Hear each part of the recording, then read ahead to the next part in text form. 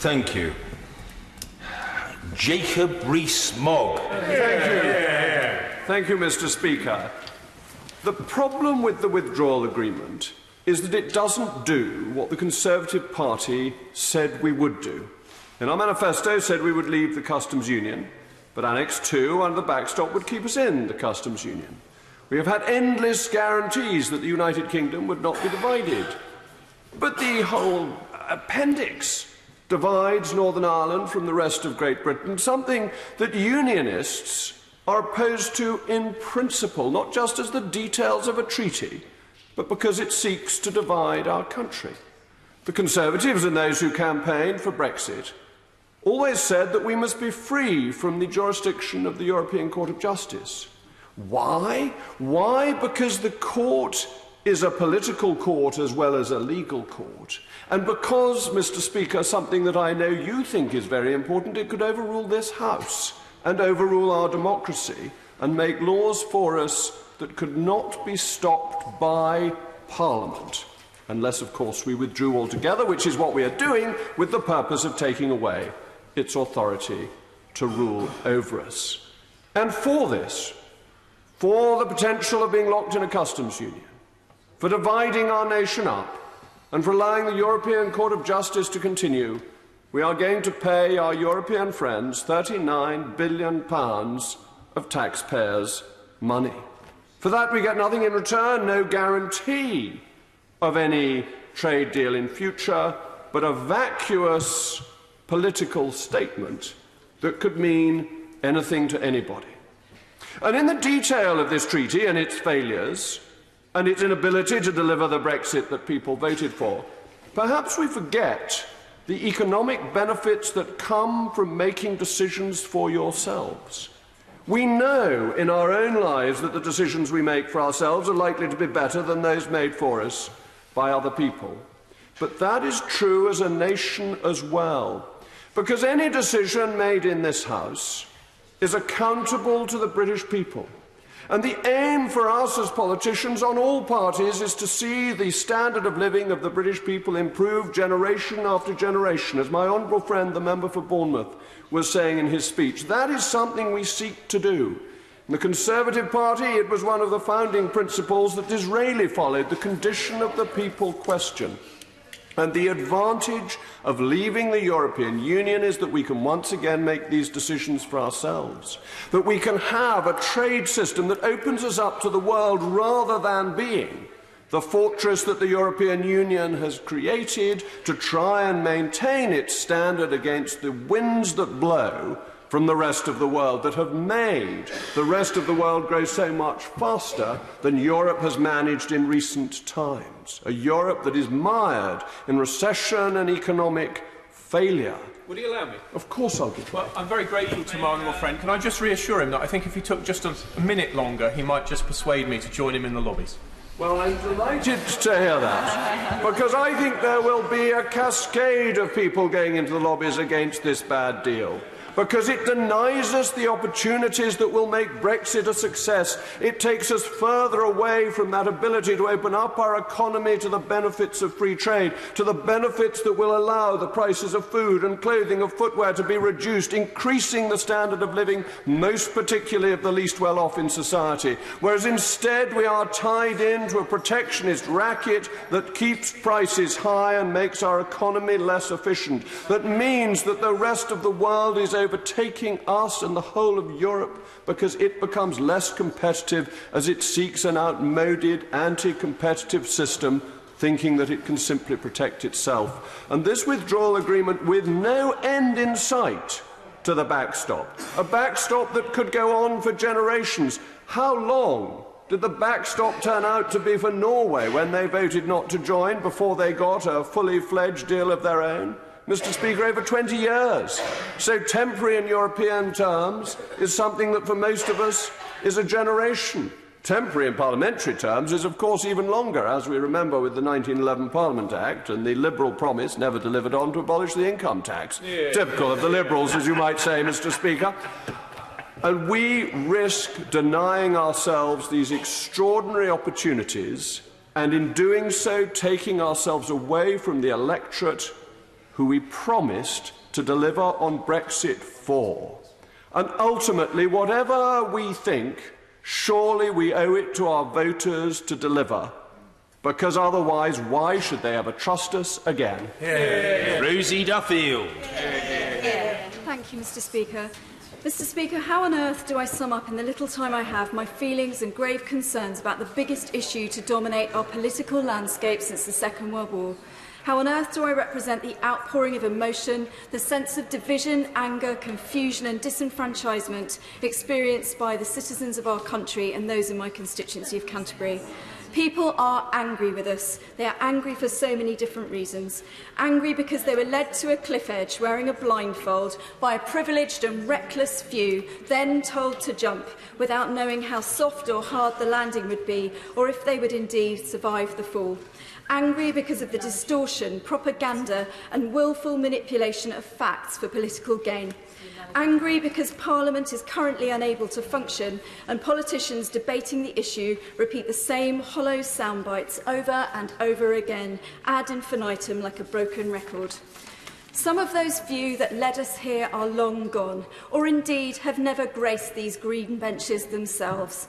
They are safely and comfortably sitting back, enjoying vast private wealth reserves, watching from a distance as others are left having to untangle their legacy.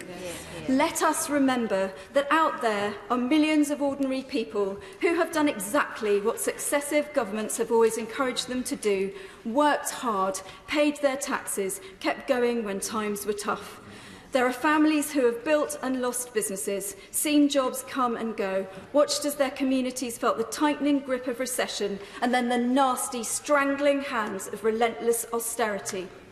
People like this feel betrayed by us, the politicians. I'm here to speak honestly for and on behalf of the people of my constituency in Canterbury, people who've written to me in their thousands. Mr. Speaker, I would struggle to find a single comparable constituency in terms of the direct impact that could be caused by Brexit. In Canterbury, we have the University of Kent, also known as the European University, along with Canterbury Christ Church University. These are the biggest employers in our area.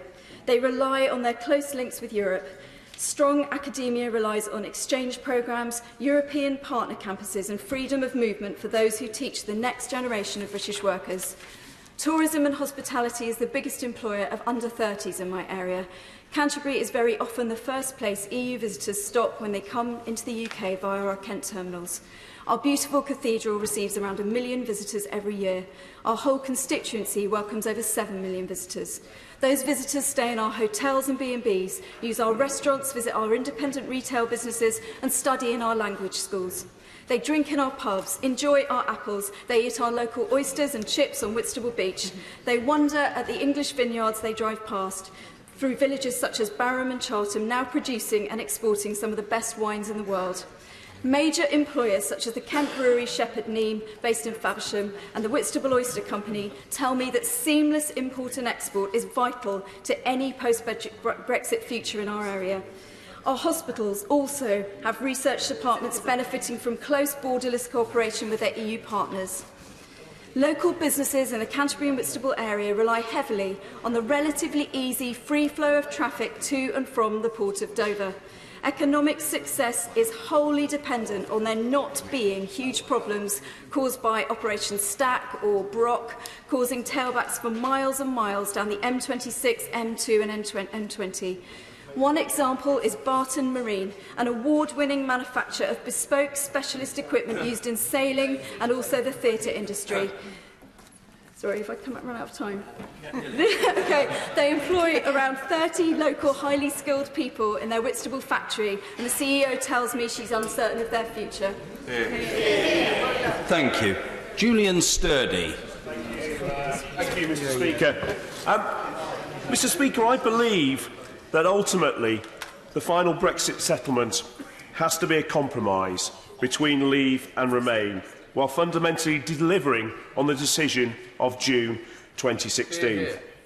Remainers, Mr. Speaker, have to accept that the country voted clearly to exit the European Union, having been assured the government would implement the decision of the referendum, and that we accordingly have to leave. And Leavers, like myself, Mr. Speaker, have to accept that the vote to leave was not overwhelming, as nearly half of our fellow citizens voted to remain, and that the Brexit that is enacted therefore has to reflect their preference for a close partnership with Europe. This attitude of give and take is the foundation and lifeblood of any successful democracy. Now, Mr. Speaker, in looking at the government's deal, there is some merits. Providing for an orderly exit with a transition period, securing the rights of nationals on both sides, and pointing the way to a UK-EU free trade agreement. However, like many members, I have significant concerns about the backstop. I appreciate this is only meant as an insurance policy, but I fear, Mr. Speaker, that it will be in the EU's interest to push the UK into the backstop, in which we could then be held against our will, with Northern Ireland split off from Great Britain, as there is no mechanism for us to leave without their consent. But most importantly, Mr. Speaker, agreeing to this backstop risks placing our country at a significant disadvantage in negotiations on a comprehensive trade agreement with the EU.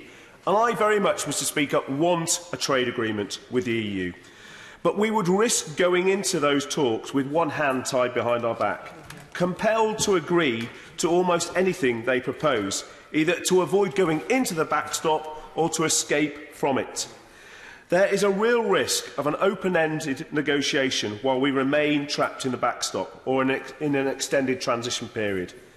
The deck ultimately will have been stacked in the EU's favour, making a satisfactory final relationship very difficult.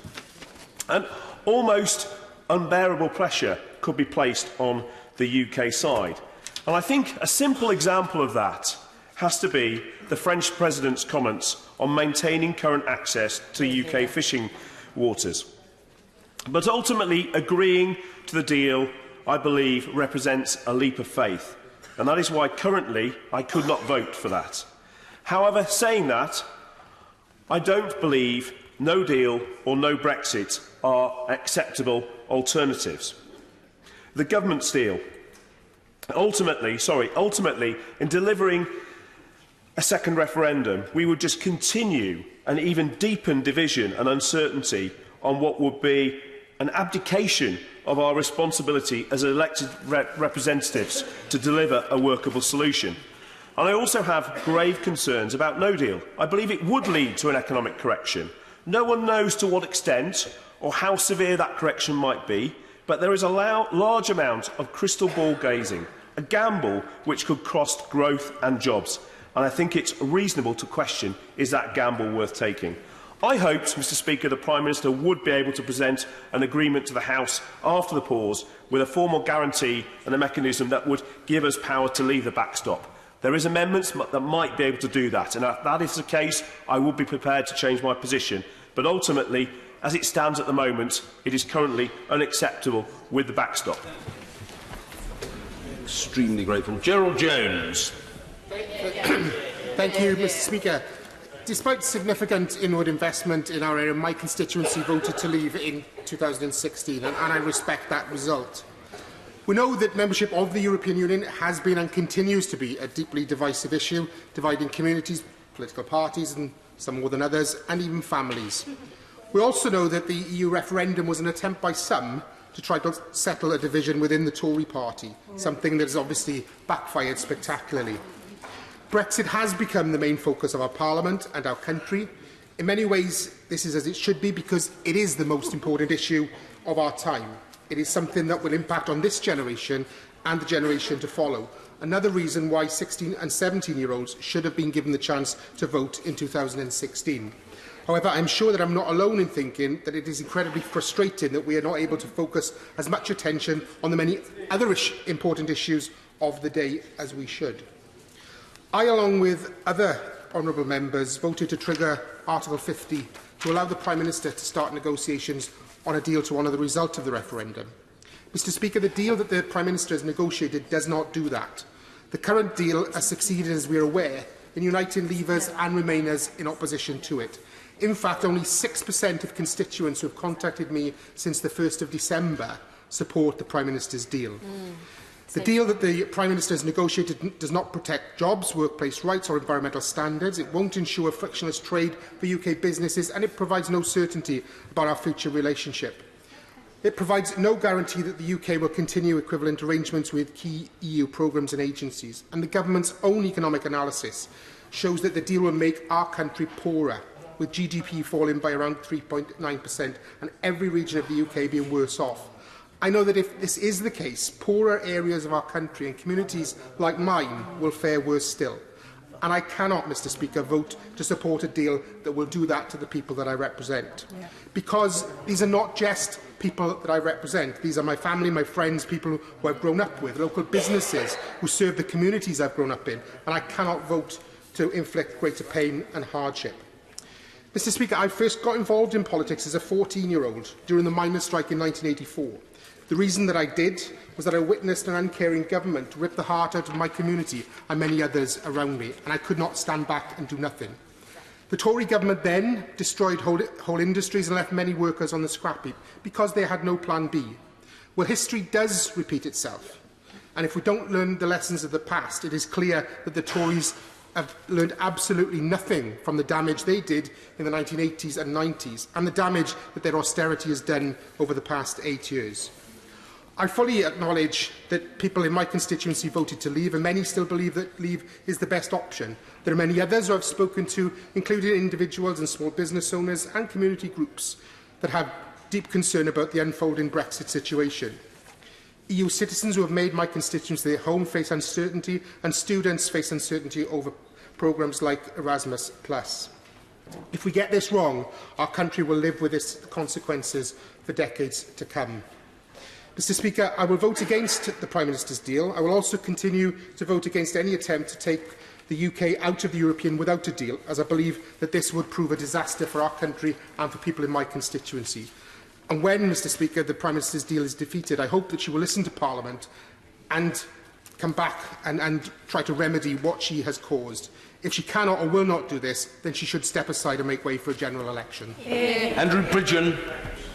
Mr Speaker, I'll be the first to concede that the Prime Minister did not inherit the best hand in these negotiations, with her predecessor making no preparations whatsoever for a leave vote at the referendum. But the referendum in North West Leicestershire, it was not close. It was 61 to 39. In the East Midlands, it was 59 to 41 to leave the European Union. And leave the European Union we must, Mr Speaker.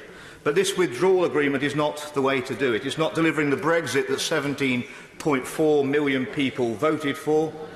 At least when you're in the European Union, you can leave, whereas I think when we get into this withdrawal agreement, we will never be able to leave. We'll be handing over our major bargaining chip, £39 billion of taxpayers' money.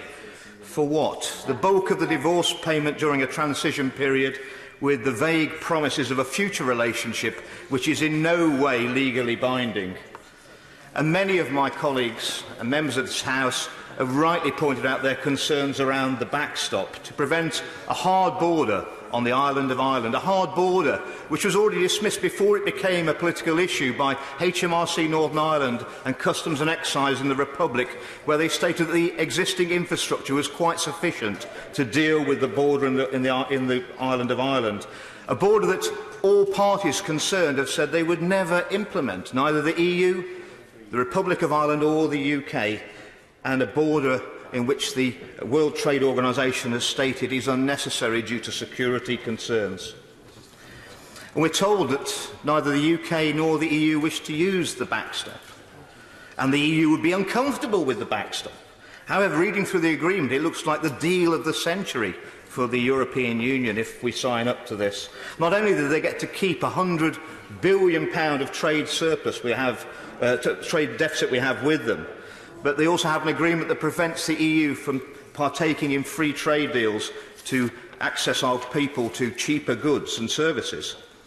This effectively makes the Department for International Trade redundant. No country with an existing EU trade agreement needs to deal with the UK, and any country that doesn't have an existing free trade agreement with the EU will be subject to tariffs set by the EU.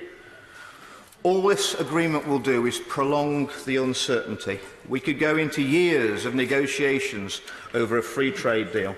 I campaigned to leave, and leave we must, on the basis of sovereignty. This agreement would see our country, instead of getting back control, losing control and losing sovereignty. Even the Prime Minister's own Brexit advisor, Ollie Robbins, is reported to have warned her that there's no guarantee that Britain will be able to exit the backstop, which risks leaving us trapped in the EU's customs union indefinitely. And I have the very strong opinion that the final relationship that the European Union has in mind for the UK, if we ever get to that point, will be something very, very similar to the backstop. And let's also remember that under this withdrawal agreement, we'd also be subject, if we got to a final agreement, to the remaining EU 27's veto of the final deal. We already know that the French will want our fish, that Spain will want at least joint sovereignty of Gibraltar, and everybody else will want a piece out of it. This is a bad deal. It's not getting back control of our money, our borders and our laws. It's not regaining our sovereignty, it's losing our sovereignty. I'm not walking away from the Prime Minister. She walked away from her Mansion House speech. I cannot support this withdrawal agreement. I'll be voting against it. And quite honestly, if I'd voted for it, my chairman rang me last night and said, "Don't bother coming back to North West Cheshire, you'll be deselected." Lucy Powell. Thank you very much, Mr. Speaker. I rise also to speak against this deal, but it's clear that the House does now need an opportunity to show what it is for as well as what it is against, and I hope that in the coming days we'll have the opportunity to do that. As my friend, the Honourable Member for Hove, so eloquently and brilliantly put, the Prime Minister's last-ditch attempts to reach out across party lines were too little, too late. Unfortunately, the Prime Minister has shown yet again her tin ear to Parliament. And it's a real shame because we didn't need to be here now. She could have taken up the offers from the Leader of the Opposition to have some cross-party talks. She could have taken the temperature of Parliament long before we got here, and maybe if she'd done so, we wouldn't be here now. Yeah. So now we face deadlock in the Commons while the country is crying out for us to deal with Brexit. I fear that entrenched positions are getting wider apart, divisions are getting deeper, and our political discourse is getting more and more toxic. That's right. Absolutism is ruling when reaching out and building a compromise and consensus on what is needed. However, my sense, and I think it's reflected in the debate tonight, my sense is that we are now reaching a point where there is a growing appetite for a consensus to be reached. However, there's clearly no majority in Parliament for the Prime Minister's deal. There's no majority in Parliament for no deal. And whilst I fully respect those who advocate for Remain, there is equally no majority in Parliament for a second referendum. And I fear that the strategies of all those concerns is about running out of the road so that one of those options becomes the last person standing. So that's why I've come to the view that we're going to need a plan B when the deal is defeated tomorrow. And that's why I came together with my friend, the Honourable Member for Harlow, to co-author a report seeking for a Common Market 2.0 option with the backing of the cross-party Norway Plus group. I just want to say at this point, I completely understand that many people want us to remain in the EU. I believe that we are better off economically and politically in the EU. I used to be the Director of Britain in Europe, for goodness sake. However, I understand the sentiment that led to the Brexit vote in the first place, and I respect it. Part of this was a deep scepticism about politics and politicians, so we can't ignore or seek to overturn the result. We really can't say, sorry, we can't all reach an agreement, back to you guys. And what's more, I don't think referendums give rise for rational, complex decisions either. So the Common Market 2.0 makes the case for a Brexit that delivers on the result of the 2016 referendum while protecting the economic interests of working people by becoming part of a new common market with the EU that already exists. It creates a long-term partnership that keeps us closely aligned. It offers real frictionless trade through full single market access and a new customs union. It would guarantee workers' rights, provide new controls over free movement in certain circumstances, allows for more money for public services as our contributions would be significantly lower, and it gives us a voice over the regulations that govern the single market. I know it's not a lot of people's first choice or ideal, but I think this is an option for a plan B that we all need to consider. I hope that over the coming days, as ministers and the Prime Minister have said many, many times that they want to know what Parliament is for, not just what it is against, that we will be given the opportunity to really say what we are for and come together and decide that sometimes we can't get our ideal, but we've got to get a plan B. Raymond Chishti. Mr. Speaker, it is a real pleasure to follow my honourable member for Manchester Central. Although we disagree on the issue of how we deliver on Brexit or Brexit in itself, it is a real pleasure because we are all amongst equals in this place. We take a difference of opinion, but we are all amongst equals in this place. Mr. Speaker, 65% of my constituents voted to leave the European Union in 2016. And doing street surgeries and public meetings across the constituency, that figure has not changed. And I was disappointed when the matter was last being discussed in this place not to have been called and the vote being pulled. Mr. Speaker, the question is this. What has substantially changed since that time and now, when the matter was going to be put, and the matter being put tomorrow before the House? And the answer to that, Mr. Speaker, is nothing. And I refer my honourable and right honourable colleagues to the words of the right honourable member for Belfast North.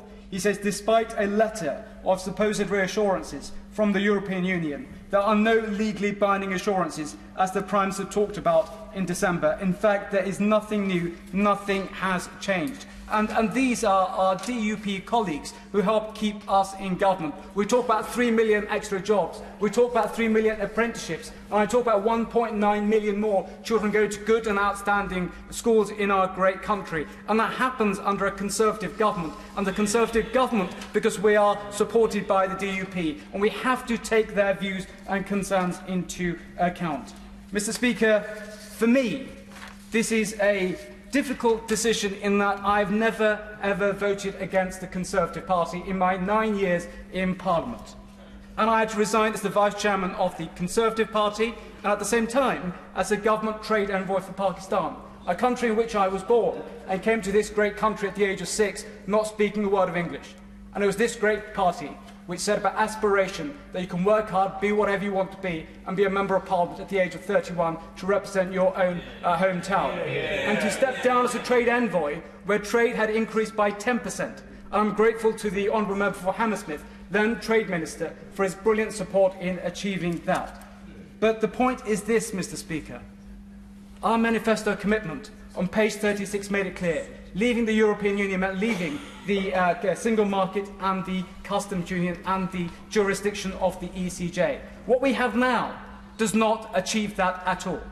In the opportunities that our great country has in having those brilliant trade deals with partners around the world, they are limited. I was in the United States in Christmas at the 116th Congressional Opening Session. Our parliamentary counterparts, they were very clear. They want to negotiate a trade deal with us. But they understand that if we have a European regulation intertwined with the trade deal that we have now, that limits our opportunities to do that great trade deal with them. And they are, apart from our key trading partners, they are our #1 country for security, whatever kind of relationship that we have with in relation to Brexit. For me, Mr. Speaker, security is the #1 priority for our great country, and the United States is a key partner in delivering that. The point I make, Mr. Speaker, is this. I do not think it is right at all to say we have another referendum. Members of Parliament win their seats by 1 vote when they come here. None of them ever say they should not take up their seats. So therefore we should honour and deliver the public mandate. And in my constituency, Mr. Speaker, it was about sovereignty. British people electing British members of Parliament who have a final say in relation to laws about how our country is governed. Thank you. Dr. David Drew. Speaker, thank you for calling me slightly earlier, and I thought you might have called me, and I'm eternally grateful for that, and I'm delighted to follow on for the honourable gentleman. Now, there could be few times in the history of Parliament where MPs have faced two such difficult issues as Iraq and Brexit. And they have parallels.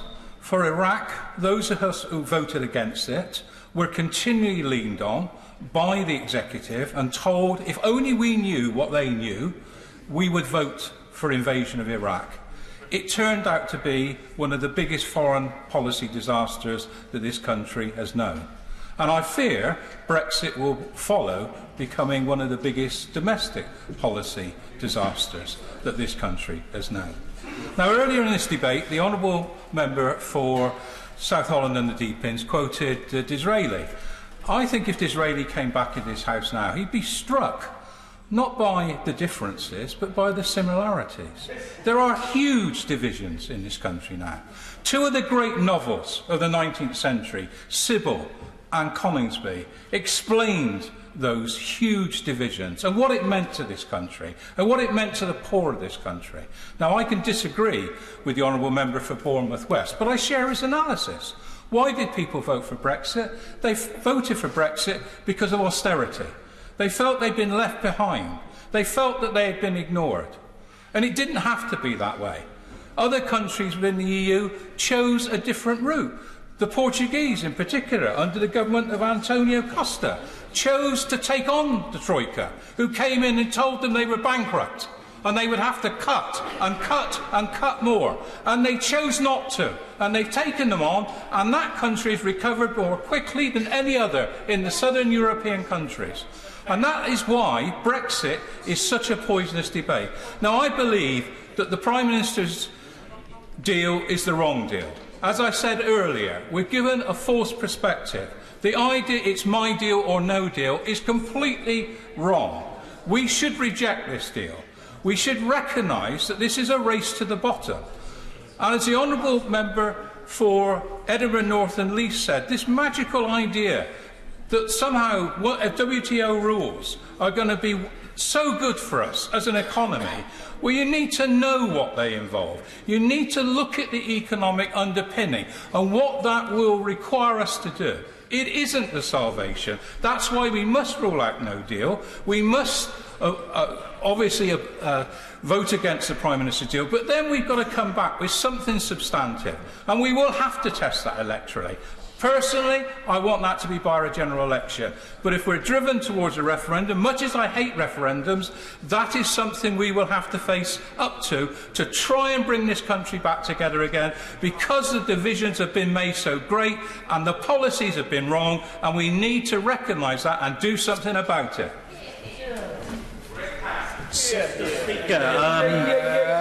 Thank you. I'm not an ideologue on Brexit, and indeed I campaigned hard to remain in 2016 and don't regret having led the Stronger In campaign in my constituency. And my strong family and other links to the continent mean that I've never been what is called a Brexiteer. But I strongly believe that the referendum in 2016, like my right honourable friend the member for Mid Sussex, and unlike my honourable friend the member for Totnes, I strongly believe was a legitimate exercise with huge voter participation. It didn't get the result that I wanted, but the result needs to be respected. And I have spent the last 2.5 years in the belief that with the right deal, Brexit could work. Indeed, the ability to leave the EU is in the treaties themselves. But my view is that this agreement, as it currently stands, is one of the worst possible combinations. And I'm stating for the first time today that I will vote against it tomorrow night, as the deal currently stands.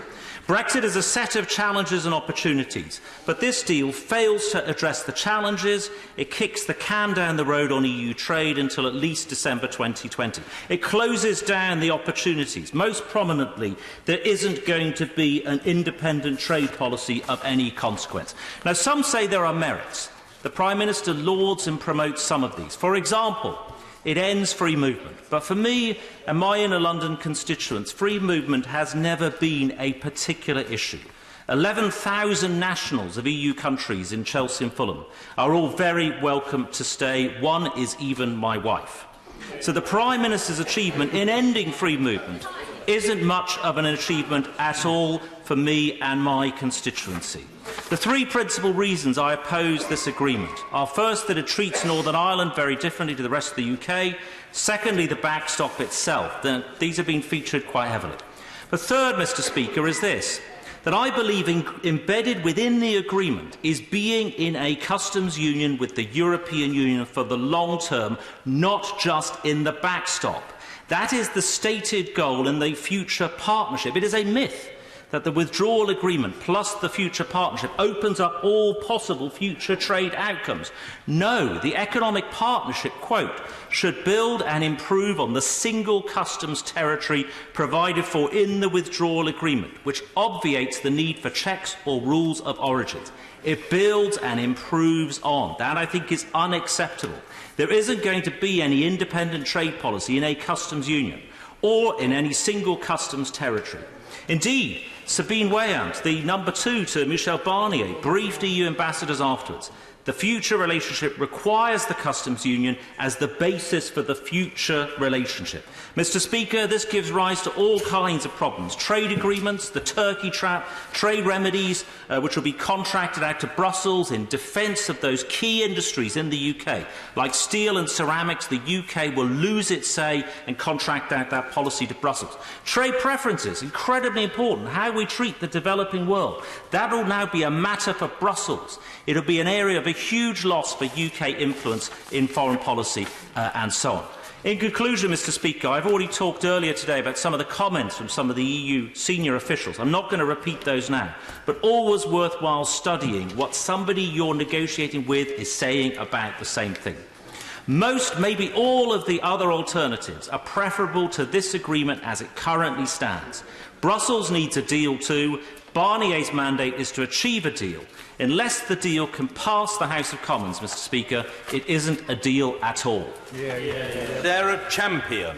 Mr. Speaker, Rotherham overwhelmingly voted to leave the EU, and I take very seriously my job to represent my constituency.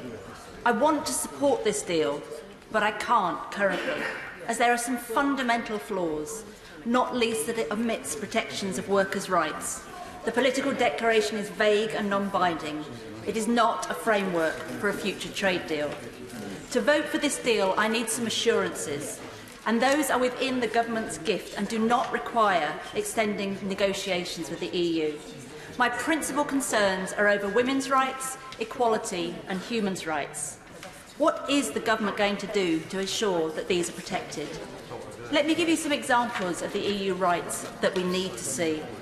The Working Time Directive. 2 million workers gained entitlements to paid annual leave, and many of these were women working part-time. Pregnancy and maternity rights at work, Work-Life Balance Directive, and turning specifically to violence against women and girls.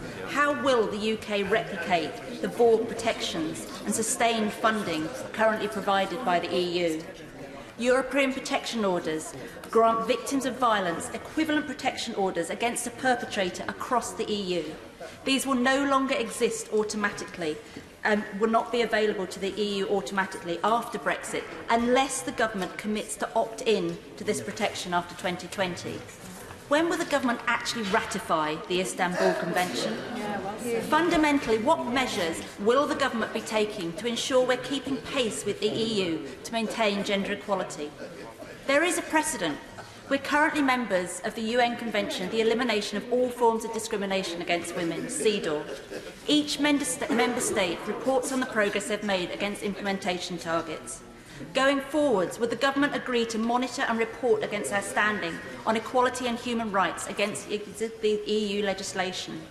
That report could then come to the House for debate with a commitment to update our legislation if it is the will of the House. I'd like to focus now on human rights, specifically the Charter of Fundamental Rights of the EU. Under the government's current terms, as the UK leaves the EU, the Charter will no longer have effect in UK law. Therefore, rights provided by the Charter are at risk. I'm aware that the government doesn't think removing the Charter will affect substantive rights, but the Equality and Human Rights Commission disagrees. Last year, their chair said, "The government has promised there will be no rowing back on people's rights after Brexit. If we lose the Charter protections, that promise will be broken. It will cause legal confusion and there will be gaps in the law. The reason the Charter is so important is it gives rights to us all. The right to dignity, protection of personal data and health, protection for workers, women, children, older people, LGBT and disabled people. I understand why the government doesn't want to adopt the Charter. It's because it has the potential to override acts of Parliament. We shouldn't be afraid of this. As we've seen with universal credit, it is possible for the government to get things wrong, and having a safeguard of the Charter is an excellent safety net we should all seek comfort from. Let me give you some examples of Charter rights that do not have equivalent protection in EU law. Articles 20 and 21 on equality before the law and non-discrimination. Article 24, the right for a child's best interest to be a primary consideration in all actions taken by public or private institution. The Charter contains explicit prohibition against discrimination based on someone's sexuality. I urge the Minister to take this point seriously. Yeah. James Morris. It seems many years ago that I was one of the 81 Conservative rebels who voted for an in-out referendum in 2011 when the then coalition government was against that referendum. And I did some work in the previous Parliament to make sure that we had a manifesto commitment in the 2015 Conservative Party manifesto for an in-out referendum, and indeed we had that referendum in June 2016. Now, I happen to be marginally on the Remain side in that referendum, but as a result of the result of the referendum, I have consistently said that I would vote to ensure that we deliver Brexit for the people that I represent in the Black Country and the West Midlands and for the wider country. And I have continued to vote in this House to achieve that objective of Britain leaving the European Union. Now, in this debate and tomorrow, this House faces a real choice, a choice about the direction in which we want to take our country. And before I came into this House, Mr. Speaker, I was an entrepreneur. I worked in business for almost 20 years. And I've always been a pragmatic person. I've always been a pragmatist, looking at how we can get things to work. And on the balance of what I see before me in the political landscape and in this House, reluctantly I will be supporting the Prime Minister's deal in the lobbies tomorrow, because I think it is incumbent on us now to put the divisions and the debate about Brexit behind us. And what the Prime Minister's and the government's deal delivers for us is a real centre ground where, on the one hand, and I have great respect for the honourable gentleman for North East Somerset, what some people would call the ideological fantasy of a pure Brexit, and also, on the other hand, we have an opposition which is obsessed with tactical manoeuvring to try and force a general election. And if we don't put and make the right decision now, Mr. Speaker, if we don't make the right decision now, we will potentially face a constitutional crisis. We could face years of debate in this country about the direction of Brexit, which would have profound damage to our economy because of uncertainty over a long period of time, profound damage to the fabric of our democracy, as the people who voted in the referendum will potentially see their wishes not implemented by this Parliament, which would be a profound wound to our democratic process. And I also fear, Mr. Speaker, that Britain's reputation in the world, Britain's reputation as a permanent member of the Security Council, as one of the world's most effective military powers, our reputation of the world will be undermined at the very time that we should be grasping the opportunities of the future, and where Britain can lead the way as we leave the European Union and shape our future relationship with the European Union, and really grasp those opportunities and exert our enduring power in the world, which has always been the British way. We must do the right thing. We must be pragmatic. I will support the deal in the lobbies tomorrow night, and I urge my colleagues to do the same. Thank you. Mr. Speaker. I think as we reflect on this debate and the debates that have taken place over the last few days, few weeks, few months, and indeed the day or two to come, I think the question the public will ask, and the question for ourselves, is how have we got ourselves into this mess? We are, frankly, weeks away from leaving the EU if the current timetable stays as it is. We have a government determined to carry out a vote tomorrow, which, by all accounts, it's going to lose and lose substantially. And yet we carry on in a parallel universe as though that isn't happening, which does no service to either our country or indeed this Parliament. So when the Chancellor responds, I think it's incumbent somewhere for somebody to start talking about what is going to happen. Across this House, we've been speaking to each other. Who's changed their mind? And yet we're in a constitutional crisis. Our country is facing a national emergency. A no deal, as the Chancellor himself knows, would be a complete catastrophe. And yet we cannot, amongst ourselves, decide on where we should go, as my honourable friend from Manchester Central and indeed others have said. Who is going to get what they want? My honest view is that nobody's going to get exactly what they want. And most people in here, everyone in here, has fundamental principles, Mr. Speaker, that they really feel strongly. We've had some brilliant speeches, including from people I fundamentally disagree with. But at the end of the day, how are we going to resolve this in a way which benefits our country? And that is a question that it seems to me, as a Parliament, we have, at a very late stage, only just woken up to. Now, I could, if I wanted to, I would say that, you know, this person was responsible, that person was responsible. But for goodness sake, I say to the Chancellor, does he not think that a government facing this national emergency would have reached out to the opposition front benches? Absolutely. Would have reached out. Oh, if they would have reached out. It's all right, the Honourable Member for Dudley. It's exactly what I mean, the Honourable Member for Dudley South Chuntering. There we go. Let's shout at each other. What I'm saying is that we need to actually reach a point where we seek consensus and where we seek to actually work in the national interest. And that, Mr. Speaker, to be frank, is why there is a majority in this House for Parliament taking control and trying to deliver that.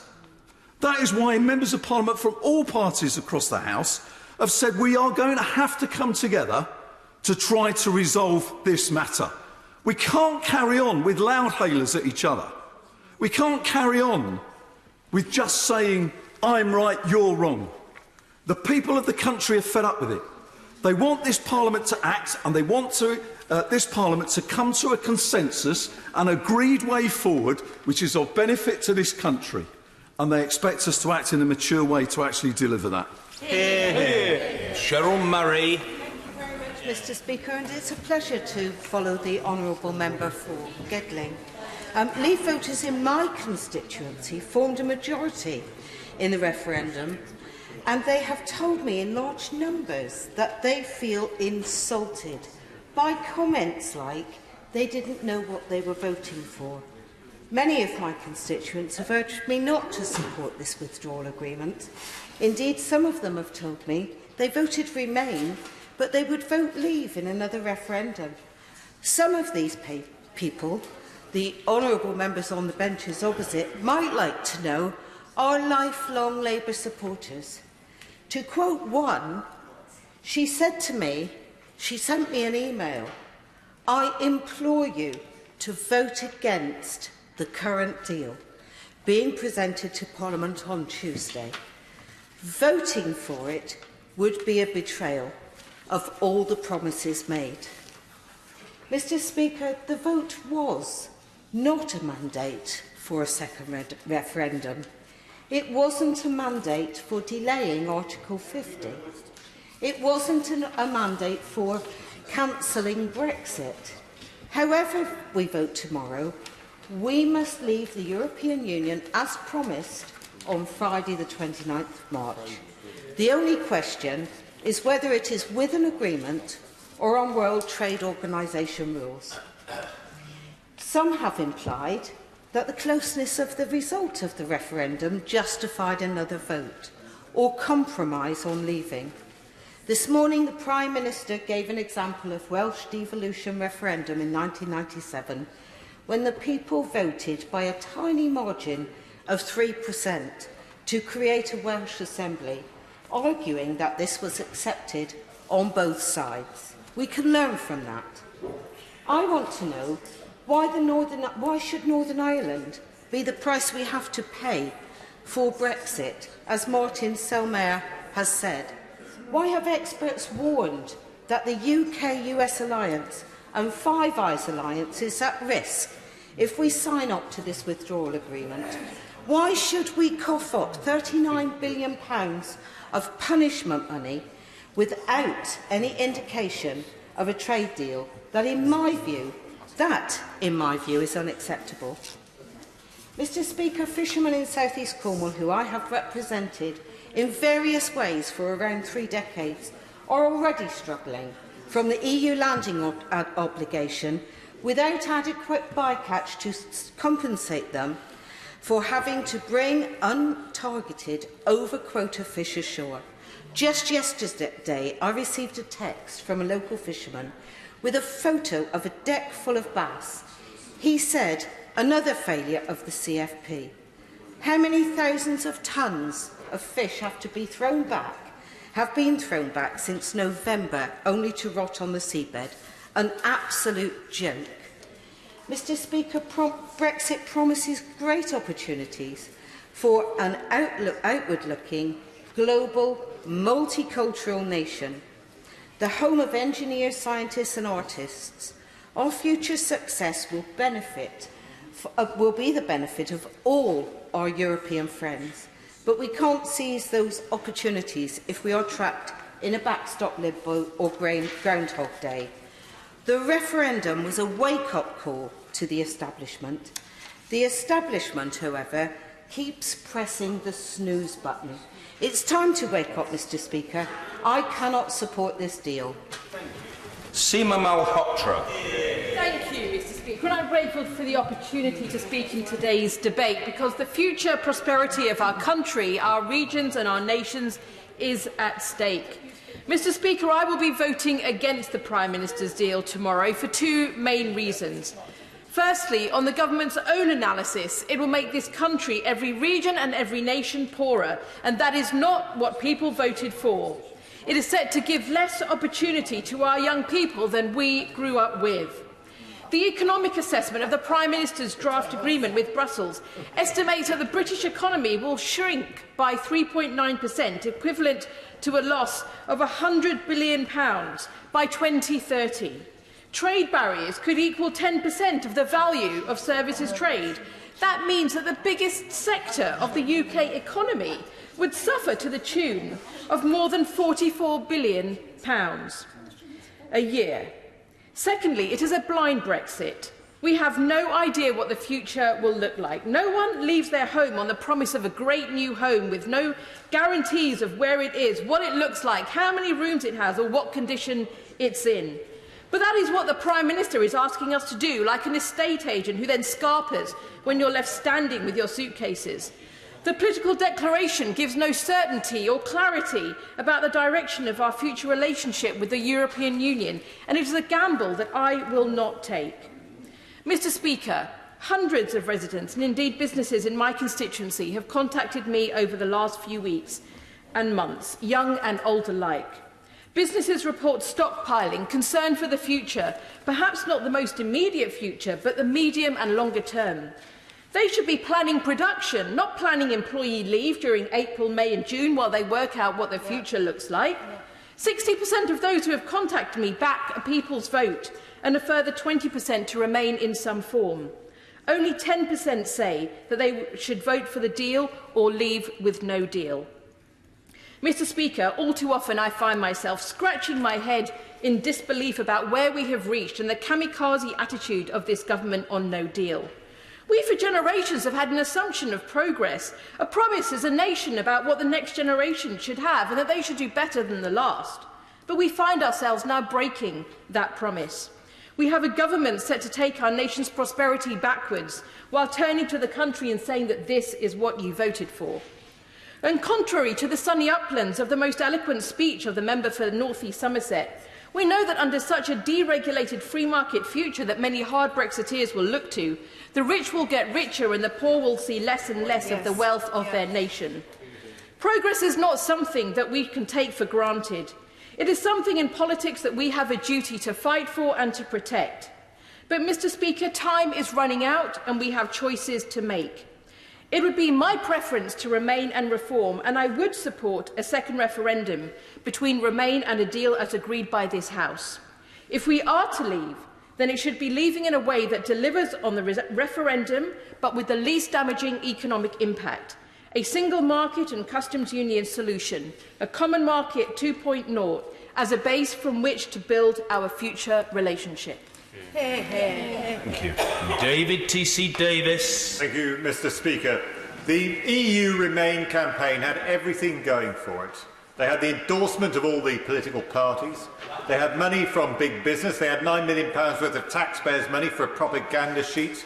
They had the celebrity endorsements from the lovies, the actors and the singers, and one overpaid football commentator, and they had the churches and the charities. And they even managed to enlist the Treasury Department to carry out Project Fear, and still they couldn't win. The people of this country voted to leave. But they weren't satisfied, Mr. Speaker, because they then decided to deride and sneer at Leave voters, describing us as racist, xenophobic, bigoted Little Englanders, too stupid to understand what it was that we were doing. And they did everything they could to undermine that result, trying to overthrow it in the High Courts, trying to thwart it in the unelected House of Lords using one of the hereditary peers, using big businesses like Starbucks, I believe, announcing yesterday that they were going to support a second referendum, and now in this very chamber, using members of Parliament who are happy to stand on election manifestos, committing themselves to delivery of the referendum result.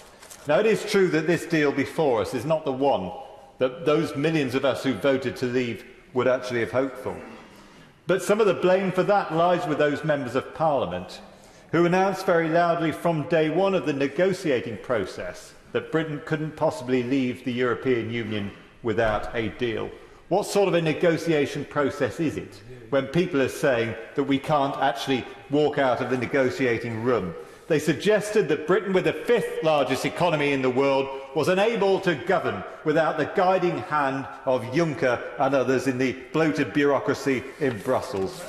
And having made it harder to get that deal, to get a decent deal, they are now making it impossible for the Prime Minister by voting the whole thing down. And I don't believe, frankly, with some of these people, some of them who've sat as ministers in a Conservative government, who used the Whip's office to demand the loyalty of backbenchers when they were imposing rather questionable policies. Some of them, I have to say, rather second-rate ministers, in my opinion. But having made it much harder for the government and the Prime Minister, they now seek to vote the whole thing down, not because, Mr. Speaker, they want a second referendum or a Norway deal or something else, but because they don't want any kind of Brexit to take place at all.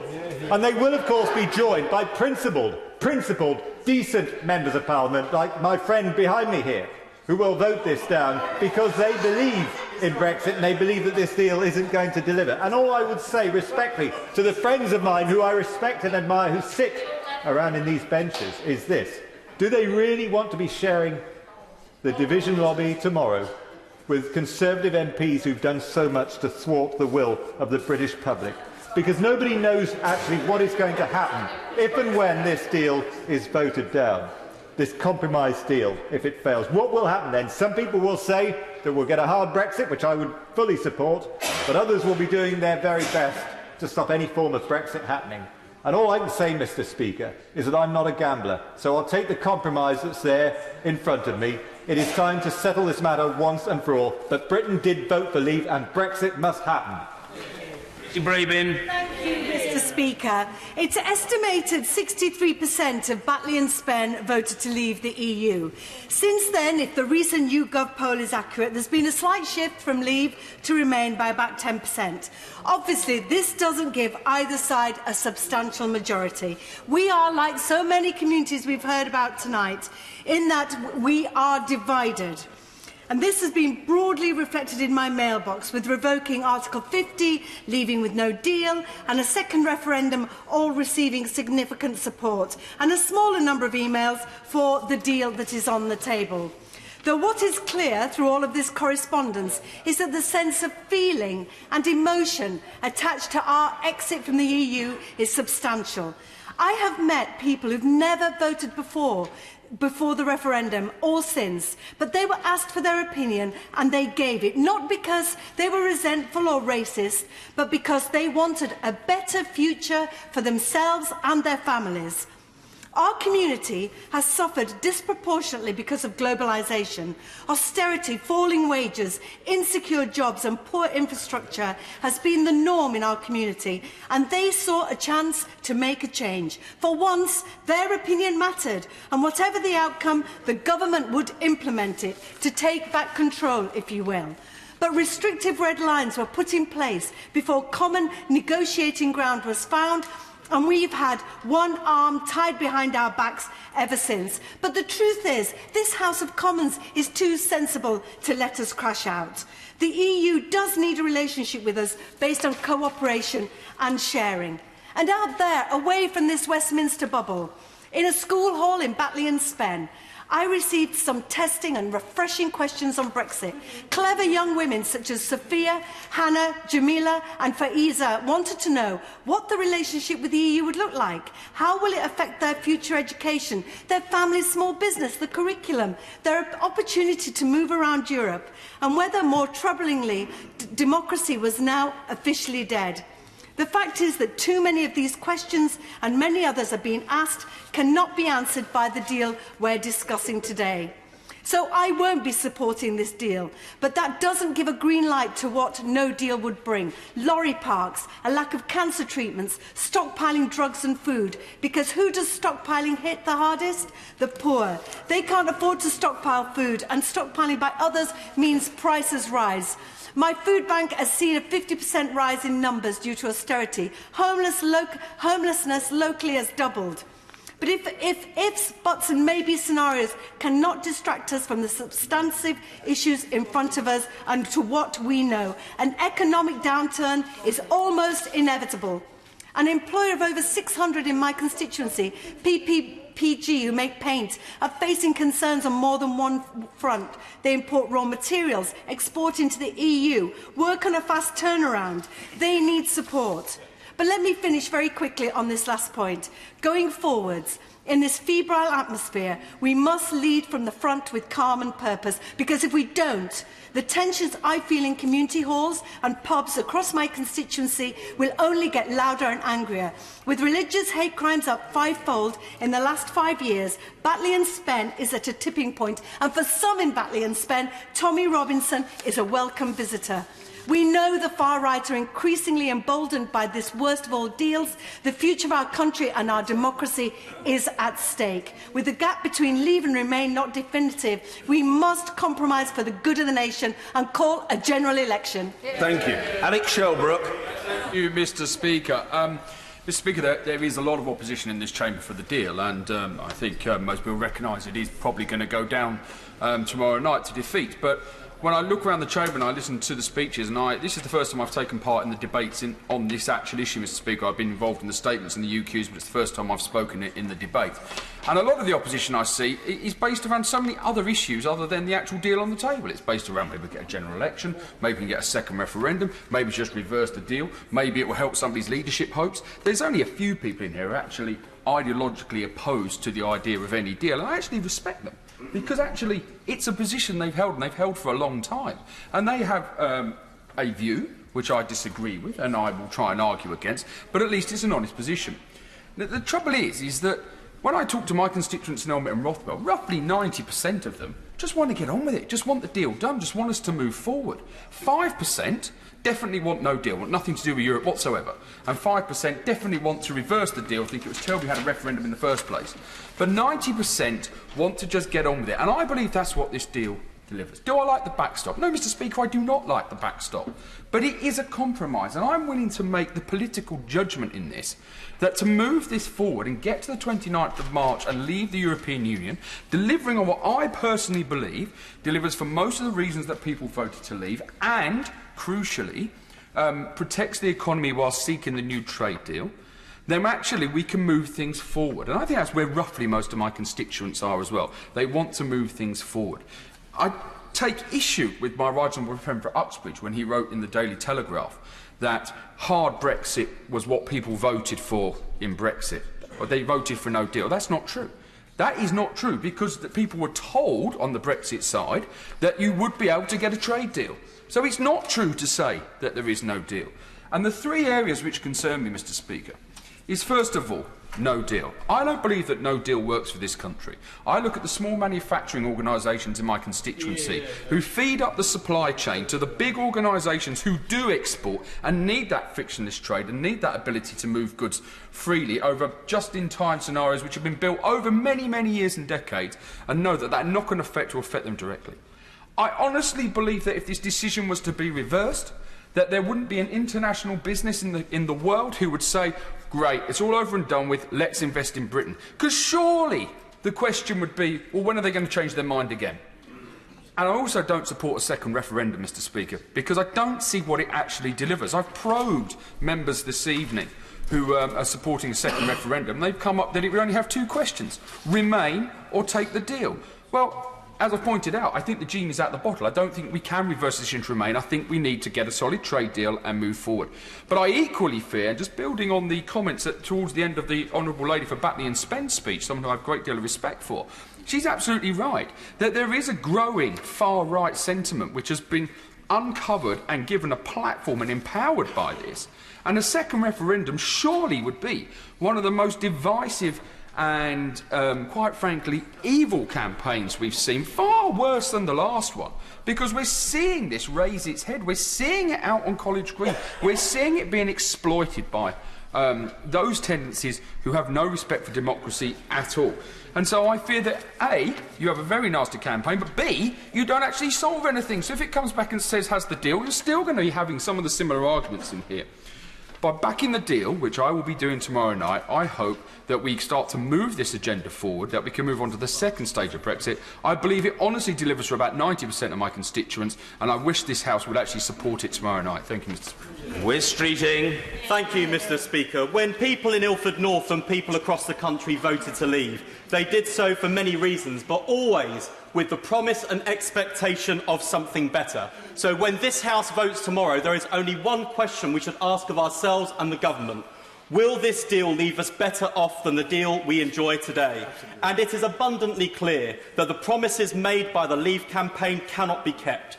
They were never honest about the choices, compromises and trade-offs involved in leaving the most sophisticated political and economic alliance the world has ever seen. Their hubris was astonishing. Claims of only upsides, not downsides, that we would hold all the cards and could choose the path we want, that this would be the easiest trade deal in human history. Well, political gravity came to bite just as quickly as leading Leavers left the cabinet faster than rats fleeing a sinking ship. The Prime Minister claims this is the best deal on offer. She tells us that this is a better deal than any third country enjoys with the European Union. Well, she may be right, Mr. Speaker, but what she cannot say is that this deal makes us better off than we would otherwise be as members of the European Union. Every single analysis suggests it would be worse off than we are today. This is not what people voted for. That's why a constituency as divided by Brexit as mine is overwhelmingly united against the Prime Minister's deal. It is time to stop pretending that there is a better deal to be had at this 11th hour. And it is also time for the Prime Minister to stop threatening Parliament and the people with the catastrophic consequences of a no deal, squandering billions of pounds on a prospect that she admits would bring catastrophe and ruin to this country, even as our public services are creaking and crumbling as a result of the cuts that she and her predecessors have inflicted on them. It is reckless, it is irresponsible, it is beneath the office of Prime Minister. Mr. Speaker, it's also time for my own party to face up to some hard choices. There is no better Brexit. There is no jobs first Brexit. There isn't a Labour Brexit. Whichever way our party turns, we risk upsetting some of our voters. And I don't envy the position the Leader of the Opposition and the Shadow Cabinet finds itself in. But with our Parliament and our country still divided, the Labour Party has a responsibility to lead, not simply follow events. So let us speak now with clarity and conviction that our internationalist party has never believed that our country would be stronger, safer or better off outside the European Union. That the bitterness and division we've seen in recent weeks, months and years is only a taste of things to come as we face the prospect of years, if not decades, of wrangling about the future relationship we may or may not have with the European Union, when people across the country are demanding bigger answers to the housing crisis, to the National Health Service, to the future of our education system, the future shape of the economy, an economy where everyone genuinely has a stake, not just the privileged few. The no deal demanded by the most hardline leavers doesn't have the support of this House. And actually it would be the poorest left paying the heaviest price. It would be a painful Brexit. And though I respect those people arguing for a closer relationship through the single market or the customs union at this late stage, it would be Brexit in name only. It wouldn't heal the divisions either. It would be a most pointless Brexit. Mr. Speaker, I say particularly to members opposite, cowed by constituency association chairmen, as Winston Churchill said, what is the use of Parliament if it is not the place where true statements can be brought before the people? We were lied to. The promises that were made cannot be kept, will not be kept, and it is time to put this issue back to the people. Let them decide our future outside the European Union, now they know what that looks like, or a people's vote to remain. I know which one I would choose. I know which one I would Nigel Mills. Thank you, Mr. Speaker. And I, too, cannot with regret support this agreement, so I'll be voting against it tomorrow evening. And that's not because I've ever been an ideological hard Brexiteer who advocated a clean break. I've always accepted that this Brexit would lead to some compromises and a trade-off between a clean break and how close a relationship we actually wanted with the EU. But I don't believe this deal is in the national interest, not least because I don't see in here any sign of any commitment to what the future relationship will actually be that we're actually trading off our control for. I think what I would say is this deal doesn't actually achieve any part of Brexit. The people in the referendum voting to leave, and two-thirds of my constituents who voted did that, gave us an instruction to leave. This Parliament, triggering Article 50 and approving the Withdrawal Act, took back control. The question before us in this withdrawal agreement is how much of that control do we give away again in return for what sort of relationship we want with the EU? The problem is we haven't got that relationship set up. So we're giving away whole chunks of control. We're giving away almost all the control we're taking back for the next 2 years. And then, more crucially, we're actually giving away the control to choose that future partnership through the backstop that we're signing up to here. At the moment, we have a unilateral right to leave the EU. Once we approve this agreement with that backstop there, we don't have that choice anymore. And my fear with the backstop is not that we won't get a deal from the EU, is that they will only offer us a deal which is much too close relationship. It almost certainly be a stronger customs union than the backstop has, and more single market. And that will not be the Brexit that my constituents voted for and this country voted for. So I agree with the Prime Minister when she says we have to deliver Brexit, and not through that will be a betrayal of the popular vote. My fear is if we approve this agreement, we will not be able to deliver the Brexit that people voted for, and that is the real problem with it. Now, 2 years ago, I would never have believed that this government would bring to Parliament a deal for us to vote on that would involve us paying £40 billion over, giving away some of the control we're taking back without having the future partnership in place. I could never have conceived I would vote for that. I could never conceive that this House would vote for that, and I suspect tomorrow we won't. But I recognise we have to find a way forward to this. So I would say to all those who are going to be in discussions in the next weeks as to how we take this forward, the only way forward is either to reform the backstop so we have an exit date, or take it out of the deal completely. And it is a bit of a ridiculous situation that something is meant to be an insurance policy for the Irish may actually be the trigger for the hard border, the no-deal Brexit that they desperately don't want. So I would say, let's all be sensible. The way to avoid whatever that hard border is, and I've been through this whole document, all 500 and something pages, and there is still no definition of hard border in here to actually work out what we have to satisfy to get out of the backstop in the place. I spent the early part of 2018, after the joint agreement, asking everybody I could to define the hard border we'd ruled out. I asked the Prime Minister, I asked the Secretaries of State for Northern Ireland over the last year. We even went to Brussels and asked Michel Barnier to define the hard border we were ruling out. And nobody would ever define what it was we were guaranteeing not to have. And that is the problem. How can we trust we can ever get out of the backstop with a deal if we don't know what the requirements are to get out of that? So I say again, if it's meant to be an insurance policy, it would be a perverse situation if an insurance policy brought about the calamity it was trying to insure against. So the only way forward that I can see that we can leave the EU in an orderly manner and avoid that so-called hard border is to fix the backstop or remove it. I urge the government to try and negotiate that, and I urge the EU to actually agree to that. That is the only way forward I can see. Thank you. Stella Creasy. Yeah. Thank you, Mr. Speaker. In the last 2 years, Brexit has become that unspeakable subject. Most of our constituents this Christmas will have had a no politics rule at their Christmas dinner table.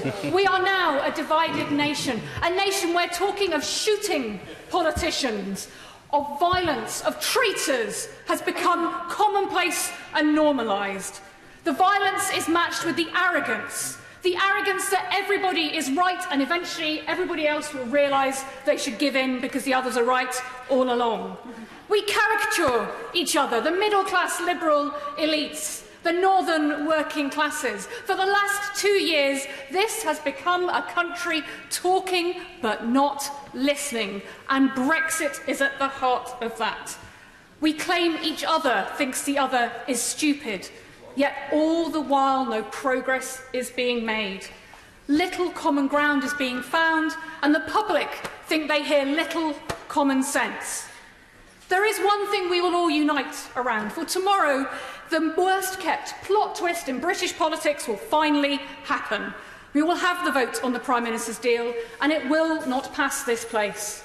But in all the heckling that will come, all the briefing to the press, all the WhatsApp messages, hostilities will not be suspended by that agreement. They will be escalated. And respect, the urgent, virulent potion that this country so badly needs for its people and for its politicians, will be found nowhere. For what effect will happen? We vote tomorrow against this deal, nothing will change, and I will be voting against this deal, but we will be no further forward as a country. Time has been preciously wasted at every single stage of this process. The can has been kicked so far down the road, it is in the rest of Europe. Fudging, fixing, knighthoods being plummeted, and still the British public see the truth. They see medicines already being stockpiled, the ferries being bought, the EU citizens being made to pay to stay, the lorries being parked and the jobs being lost. No wonder this was doomed from the start. Those red lines the Prime Minister set made getting a deal impossible for anybody that could have a positive outcome. There is no way of being outside of institutions that can abolish borders without creating them yourself. Of course there was going to need to be a backstop. The Prime Minister says this is the best deal possible. It's really not. The entire shape of this deal has been defined by the desperate desire to end freedom of movement and leave the single market accordingly. But I know from the Chancellor's own figures what leaving the single market will do for my constituents. And I know what leaving freedom of movement will do for our public services and our economy. These red lines might have been red meat for the Brexiteers, but they will lead to many more of my constituents simply being in the red. But the truth is, I understand and I respect everybody in this House for the views that they hold and the responsibility we all bear on finding what happens next. George Bernard Shaw said that progress is impossible without change, and those who cannot change their minds cannot change anything. It is not enough for all of us to believe that we know what is right and that will do. So tomorrow we will vote against this deal, Chancellor. That is a given. But the day after and the day after that, the British public deserve us finding ways to listen and work with them and hear their voices in finding a better deal. I believe that comes from a people's vote and a citizens' assembly. I want to work with colleagues to look at those options, but above all, I know we have to work together. This country needs and deserves nothing less. Yeah. Gillian Keegan. Thank you, Mr. Speaker. It's a pleasure to follow the Honourable Lady in this historic debate. The process of leaving the European Union was designed at the outset to be extremely risky for any member state wishing to exit.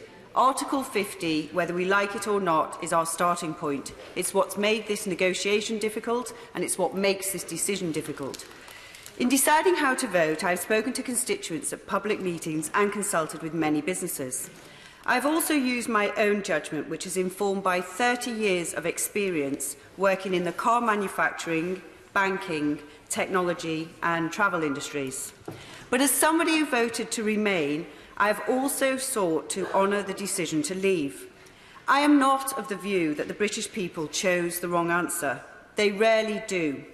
We may be the House of Commons, but they are the true home of common sense. And they can see what we all know, which is that the European Union is not perfect. It is unwilling to listen, unable to change, and has been slow to react to major crises at our borders. In my view, this deal delivers on the result of the referendum, but at the same time does not risk the jobs of my constituents. The largest employers in Chichester are Rolls-Royce Motor Cars and farming and horticultural businesses. And they, alongside employers across the UK, have invested based on the rules of the Customs Union and Single Market. And this has driven our strong economy.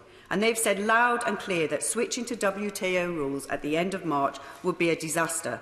And having spent 30 years working in these industries, I believe it would be highly irresponsible.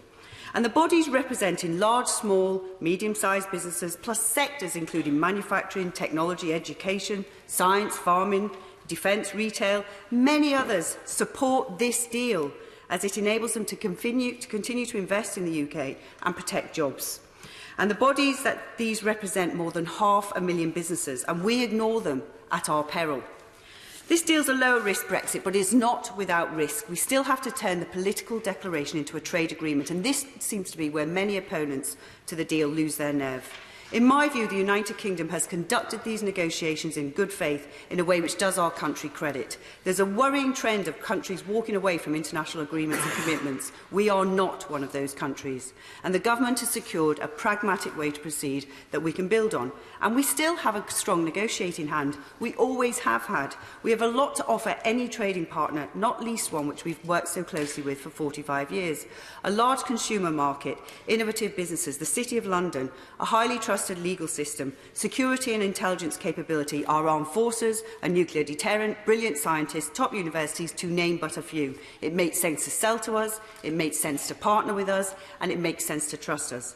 And it's difficult to find an alternative that doesn't pose huge risks to the economy or break faith with the result of the referendum. There are no alternatives that either don't outsource our trade policy to a third party or require us to continue with uncontrolled freedom of movement. Why would we give up now when we have a deal on the table that is better and more ambitious than all the others? The Brexit debate has been dominated by those who have sought to admire the problem rather than try to solve it.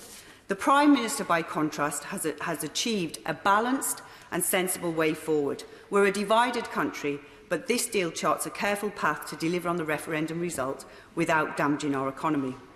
And this deal resonates with my experience. There are no easy answers, no silver bullets, no superhuman negotiators waiting to ride to the rescue. Just a long, hard road ahead to deliver on what the British people voted for. Almost nobody in the UK regrets the decision not to join the euro. I believe in years to come we will not regret our decision to leave the European Union. Listen, Hewlett. Mr. Speaker, the Glasgow Central constituency voted 71% to remain, and we certainly didn't vote for this government's deal and this tawdry Brexit that the government is pursuing.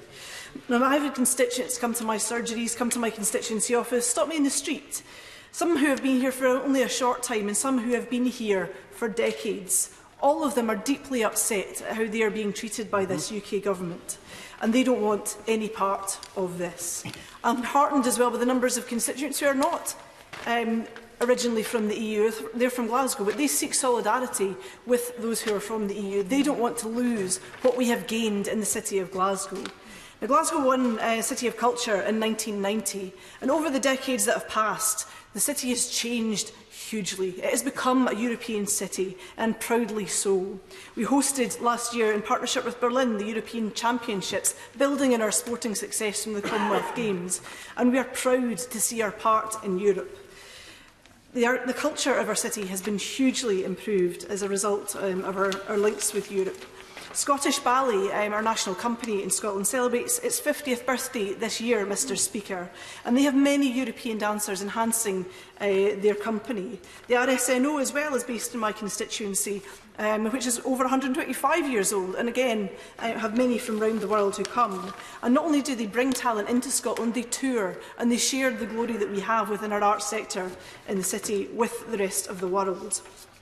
We have as well within my constituency the Royal Conservatoire of Scotland, one of the top 5 institutions in the world, and the Glasgow School of Art, which is world renowned. Both of these institutions would struggle without access to both European staff and to European talent to come and share with other students. We have Strathclyde University and Glasgow Caledonian University, who again make a huge contribution to the economy of Scotland and to the wider culture within the city. There are 1,230 EU nationals working in higher or further education in Glasgow, and that is a huge bonus to our city. But what we will struggle to achieve after the UK gets it, if the UK gets its way, is that we will not be able to continue with this, because there will be an 80% reduction in EU nationals coming to our country due to the thresholds in the immigration white paper. And the impact of this will be absolutely devastating for our city in so many ways. But I want to speak, Mr Speaker, about the impact on young people within Glasgow.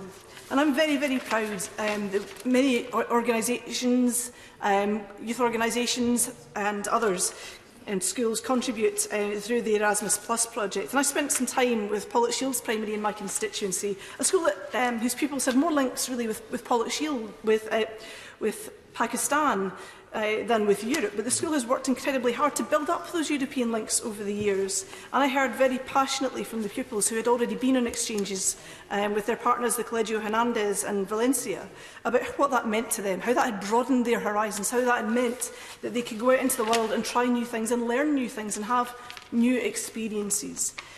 And I don't forgive this government, and I will never forgive this government, for making this future so much greyer for our children in years going forward.